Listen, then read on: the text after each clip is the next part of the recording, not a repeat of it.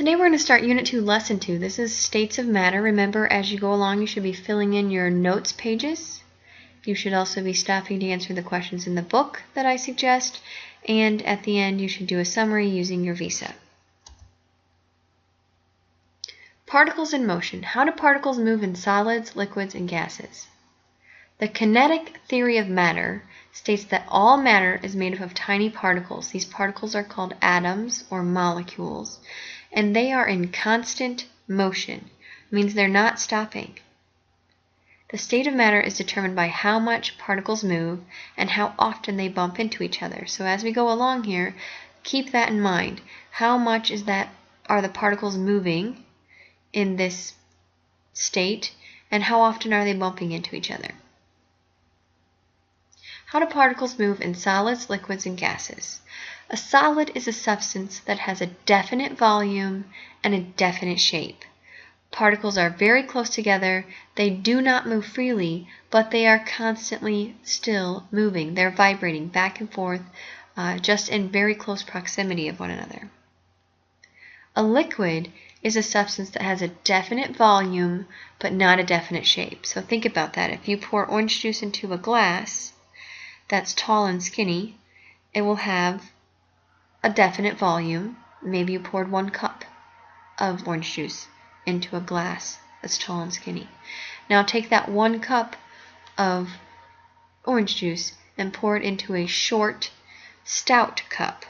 Still has 1 cup volume, but now it's taken on the shape of its new container. A gas is a substance that does not have a definite volume or a definite shape. It doesn't take on the shape of its container. It only is contained by its container. It's not taking on that shape, it's just filling the space. Alright, pause the video and go to page 86. Do question number 5, describe. Pay close attention to their analogy. You'll have a chance to practice this in class. Alright, now I also want you to go to page 87 and do questions 6 and 7, describe. Again, paying close attention to the analogy that they're making here with the movie theater. Shape up. How does a particle motion affect the properties of solids, liquids, and gases? Particles in a solid vibrate but remain in a fixed position. So if you see this picture here to the left of the bullet point, the particles are in a fixed position. They're staying in one place, but they're still moving back and forth very closely. So imagine all of your classmates and you packed into the back room of the science room.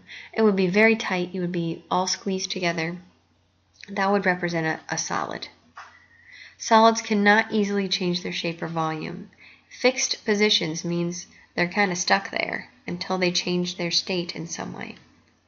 Liquids take the shape of their container. Particles in a liquid are close together but not tightly arranged. So if you look at the picture to the left of this bullet point, this would represent a liquid. They take on the shape of their container, but they are not as close together. They can move around a little bit more freely and slide past each other. So in order for a particle to change from a solid to a liquid, you have to increase its energy state. So those particles start moving faster, and when they do that, they can slide by each other. So now if we think about our classroom with our students, now you'll be all the students back in the science room. You can move freely around. You might bump into each other now and then, but you're moving pretty freely. You've got lots of space. Particles in a liquid slide past each other, creating something called flow. Now let's talk about gases. Particles and gases are very far apart. The space between the gases can change very easily. They have the highest energy state, they're moving the fastest, but they also have the most space between them. And gases take on the shape of their container only because they're contained by it. Not like a liquid takes on the shape of the glass of orange juice, as we were talking about. Think about a gas as if we took everybody out of the classroom except for you and 2 other classmates. You would have a lot of space in the room to move about freely. You might bump into each other once in a great while, but for the most part, you can get around very easily, slide past each other really easily. What state of matter is shown below in this image, and how do you know? So pause the video for a moment, think about it, and then come back and I'll give you the answer. The state of matter that's shown in the picture below is gas. You know because you can tell from the picture that's moving very fast. You can see the this is showing you that it's moving with great speed. And the distance between the molecules, or the atoms here, the particles, is quite a bit. They're not bumping into each other very often. They're spread out. What happens when substances change state? The process in which a solid becomes a liquid is called melting. So a solid gets heated.